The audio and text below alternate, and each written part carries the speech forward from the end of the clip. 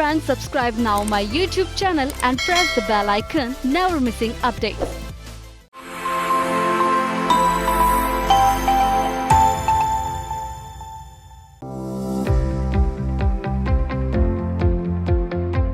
दर्द का रिश्ता टूटे हुए लोगों को जैसे जोड़ने का काम कर देता है। जब दो दिल प्रेम में हो तो एक दूसरे की पसंद से भी बेहद प्यार होने लगता है।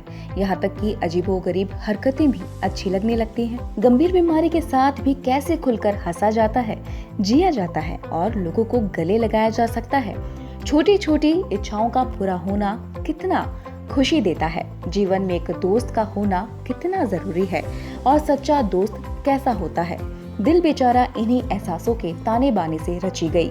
कोमल मधुर अभिव्यक्ति के रूप में पर्दे पर साकार होती दिल बेचारा। सुनते ही इश्क की घंटियां बजने लगती हैं। वे हॉर्न जो हमारी धड़कनों को रवानी देता है। किसी नजर के दीदार भर से कभी ठहरता तो कभी रफ्तार पकड़ लेता है। वह एक ना एक दिन प्रेम के दरिया में डुबा ही देता है और फिर राजकुमार राजकुमारी की कहानी बनती है। इस फिल्म में क्रांतिकारी बातें नहीं हैं और ना ही हाई वोल्टेज ड्रामा, बस हमारी आपकी तरह साधारण सी दुनिया और उसमें जानलेवा कैंसर के साथ मुस्कुराते हुए जीवन जीने का प्रयास। और नायक नायिका दोनों अपनी अपनी लड़ाई लड़ते हुए भी एक दूसरे के सुख दुख में साथ खड़े होते हैं। अगर नायिका की बात करें तो वो दर्द समझती है और दूसरों का गम बांटने की कोशिश करती है। एक जगह वो कहती है, इनको गले लगाती हूँ तो लगता है इनका गम बांट रही हूँ। ये उसका अपने माता पिता के साथ रिश्ता भी बहुत प्यारा है। जब वो ये बोलती है कि माँ को लगता है जैसे जादू के लिए धूप जरूरी है, वैसे ही बंगाली के लिए सौंदेश। ये डायलॉग सुनकर सबको अपनी माँ का लाड याद आ ही जाता है। मैनुअल राजकुमार जूनियर उर्फ सुशांत को बेहद खुश मिजाज और जिंदा दिल दिखाया गया है, जो खुद कैंसर से जूझते हुए एक पैर के साथ भी सबके जीवन में इंद्रधनुषी रंग भरने में लगे हैं।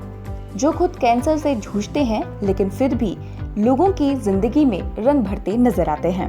फिल्म के अंत में सुशांत का गुजर जाना भीतर तक उतर जाता है। यूं तो फिल्मों के ऐसे दृश्य भावुक कर ही देते हैं, पर इस बार जो आंसू गिरे उनकी नमी लंबे समय तक बनी रहेगी। ये दुख फिल्म के नायक की मृत्यु से उपजा हुआ दुख भर ही नहीं है, बल्कि ये हम सबके प्रिय सुशांत के इस फिल्म के साथ ही हमें अलविदा कह देने का भी है। एक और तो ये दृश्य आपको याद दिलाता है कि हमारा सुशांत चला गया, वहीं दूसरी ओर मन सांत्वना देने का प्रयास भी करता है कि वो गया कहाँ, वो तो अब भी हमारे बीच है। फिल्म की कहानी की बात करें तो फिल्मों के माध्यम से किसी भी प्रेम कहानी से ये उम्मीद जोड़ लेना कि उसमें कुछ नयापन होगा अति आशावादी होना ही माना जाएगा, लेकिन इसके बावजूद भी प्रेम फॉर्मूला प्राय हिट हो जाता है। दिल बेचारा की थीम कुछ कुछ आनंद और कल हो ना हो से मिलती जरूर है, लेकिन इसकी पटकथा में वो कसावट नहीं है, उतना गहरा असर नहीं छोड़ सकी। यूं फिल्म की कहानी में गीत अच्छे से रच बस गए हैं, हम साथ में थोड़ा गुनगुना भी लेते हैं, लेकिन बस बात यहीं पर ही खत्म नहीं होती। हाँ तुम ना हुए मेरे तो क्या मैं तुम्हारा गीत को पूरा सुनने की ललक नायिका के साथ ही दर्शकों के मन में भी बढ़ जाती है। संजना संघी को देखकर ये कतई नहीं लगता कि उनकी ये पहली फिल्म है। खूबसूरत तो वो है ही, पर आत्मविश्वास से भरपूर उनका अभिनय भी देखने लायक रहा।